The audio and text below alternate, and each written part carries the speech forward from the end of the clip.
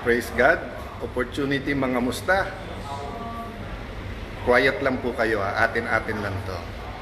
Pero iparating natin sa NBI, sa DOJ at sa Malacanang. Tayo-tayo lang ha. Oh. Sabihin natin sa DOJ, sa NBI at sa Malacanang, di kayo halata ha. Slight lang, pero hindi naman kayo halata. Pero alam nyo po, meron biblical principle. Kung anong ating itatanim, yan ang ating aanihin. At sabi parati ng ating mga kababayan ay sana all. So, ito proposal natin sa NBI, sa Malacanang, at saka sa DOJ. Imbestigahan nyo yung Southeast Asian Games of 2019 kung saan tayo nag-overall champion at tinangala ng buong Southeast Asia. Imbestigahan nyo ng husto, bigay nyo lahat. We will support totally. Pag sinabi kong we, ako, at hinihimo ko lahat ng mamayan, supportahan yung investigasyon na yan. Tapos, ako naman, 10 ng aming mga kasama na ngayon ay nasa minority, imbestigahan naman namin ang flood control. Deal?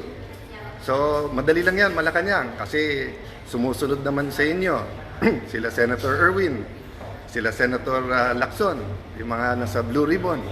Kalabitin nyo na. Total, 30 weeks. Matagal po itong impeachment. At sabi nga, wag panay technicalities. Lalo po ang Blue Ribbon Committee, wala masyadong technicalities doon. So, wag po tayo mangamba sa kahit anong investigasyon. Salamat po sa lahat ng nagpaparating ng suporta, lalo po yung prayers. Pagkatapos sabihin na incidental lang dahil yung building biglang pinawalang sala na ang mga kakampi nila. Tapos sinabi ng DOJ, tama yung investigasyon na yan.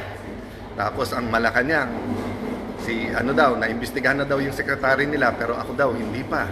Okay lang, imbestigahan natin lahat. Pero hindi naman siguro bad words ang flood control. Ang bad words ay cover up. So, tamang-tama, magsosona na ulit. Bigyan natin ng pwedeng pag-usapan ang mahal nating Pangulo na tunay na mga pangyayari. May list na kami ng mga witnesses na mga matitibay. Yung iba, nasabi na in public. So, supportan natin lahat.